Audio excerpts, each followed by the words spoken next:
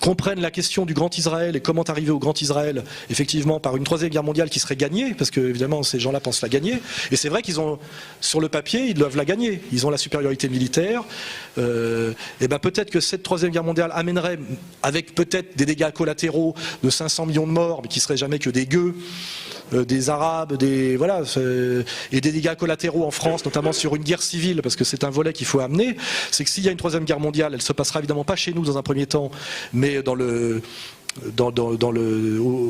autour de ce qu'on appelle le verrou eurasiatique, mais ça aura des conséquences terribles en France, notamment parce que comme ce conflit sera présenté comme un conflit ethnico-religieux, nous avons, comme nous le savons en France, de grosses lignes de fractures ethnico-religieuses en France, qu'on fait d'ailleurs bien monter en ce moment sur le problème musulman, etc.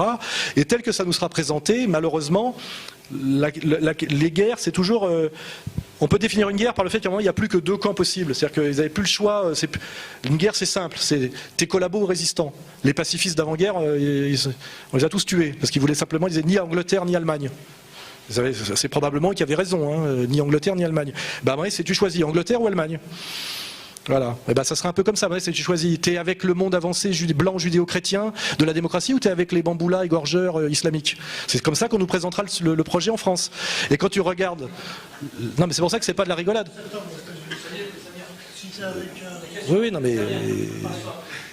Les 11 septembre, moi je parle de la France là et de demain. Et à un moment donné...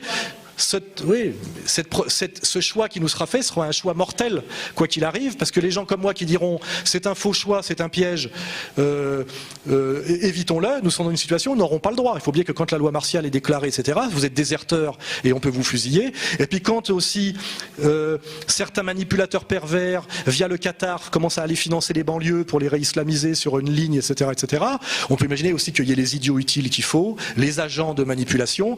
Il suffit de mettre sur YouTube 2 vidéos comme on a bien vu en Tchétchénie, sur le Kosovo, etc., où on voit un jeune resalafisé de banlieue avec un couteau de cuisine égorger un Gaulois de base sur YouTube, et moi j'ai plus qu'à aller me cacher. Hein. Je veux dire, la réconciliation nationale, plus personne en veut. Enfin, je veux dire, malheureusement, c'est comme ça qu'on fait, hein. Faut pas oublier. Hein.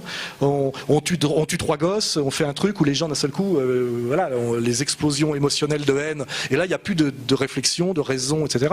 Et malheureusement, la France est un pays très très fragile à ce niveau-là. Il faut bien le savoir.